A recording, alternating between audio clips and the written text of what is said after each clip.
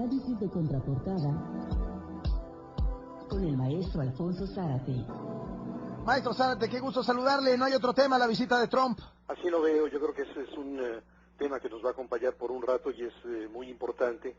Y al respecto yo tengo varias preguntas y algunos intentos de respuesta.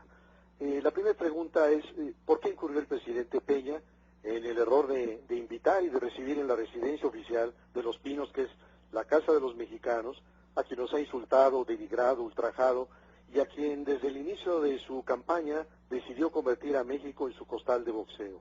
Y la respuesta que ofrezco es que pudo haberse tratado de un acto de extrema audacia y de alto riesgo, traer a Donald Trump para mostrarle al pueblo de México que el jefe de Estado tiene la valentía y la inteligencia para defender los intereses y el honor de los mexicanos frente a un megalómano, ignorante, frívolo, pero la jugada le falló y el resultado es frustrante. ¿Por qué no esperó el presidente el resultado de la elección de noviembre para entonces sí reunirse con quien resultara electo presidente?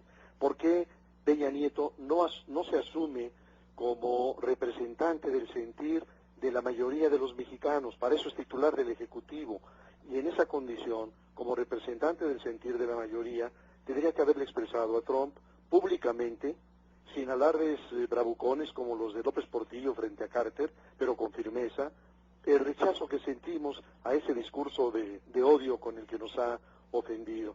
Y creo que la respuesta también es porque el presidente está rodeado de un equipo mediocre, de sabiondos que no tienen conocimientos para manejar una cuestión delicada, para construir escenarios, para imaginar desenlaces, pero tampoco tienen la inteligencia o la sensatez para recurrir al consejo de quienes sí tienen esas capacidades. Estoy pensando, por ejemplo, en los embajadores eméritos y en los embajadores eminentes que han transcurrido por crisis y crisis, que han trabajado en posiciones clave y que han sabido cómo manejarlas.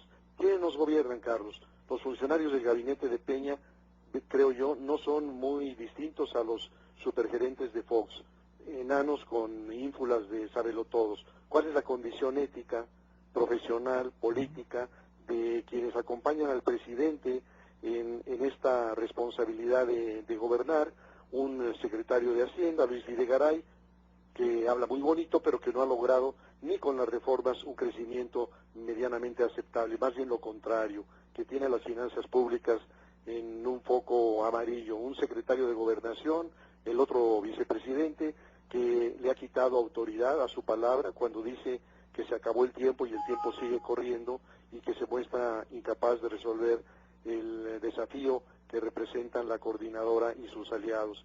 Y luego vayamos a la conferencia de prensa, en donde solo los reporteros estadounidenses preguntaron y el presidente jugó el papel del exvocero presidencial de Fox, de Rubén Aguilar. Poco lo que quiso decir Trump es, y unas horas más tarde, el intento del presidente de corregir la tibieza de sus palabras durante la conferencia de prensa en la entrevista con Denise Merker, al reconocer que Trump es un riesgo y una amenaza para México, pero es un reconocimiento, creo yo, en primer lugar tardío, y que lo hace en el lugar equivocado. Y luego tenemos esta lógica de control de daños, en donde, en mi opinión, resulta desmesurado el énfasis del propio presidente y de sus hombres en la delirante propuesta de construir el muro fronterizo. Y entonces el presidente y sus colaboradores dicen que México no pagará el muro, lo que parece dar por sentado que Trump ganará y que levantará esa barrera. ¿Y qué dijeron frente a los insultos y las amenazas de expulsar a millones de mexicanos? Entonces, si pasamos a ver quién gana y quién pierde, creo que nada ganó el presidente con ese encuentro. Al enorme rechazo de la sociedad mexicana debe agregarse la reacción de la otra contendiente en Estados Unidos, de Hillary Clinton, como lo muestra el que nos recuerde el dicho mexicano de dime con quién andas y te diré quién eres. Y sí, el que gana es Trump, le dan el trato de jefe de Estado, le sirven un acto a modo en plena campaña, y aunque la conferencia le permitió suavizar un poco su mensaje, nos volvió a restregar lo del muro fronterizo, y apenas unas horas más tarde en Arizona volvió con toda su petulancia y altanería a advertir construiremos un gran, alto, fuerte, hermoso muro y México pagará por él al 100%. No lo saben aún, pero lo harán. Entonces, creo que la política exterior, que tanto prestigio le dio al país, está hoy disminuida y los millones de mexicanos maltratados en Estados Unidos ven con tristeza y con frustración que el presidente de su patria, que está allá lejos en México, recibió con el acompañamiento del jefe de Estado a quien tanto los ha humillado.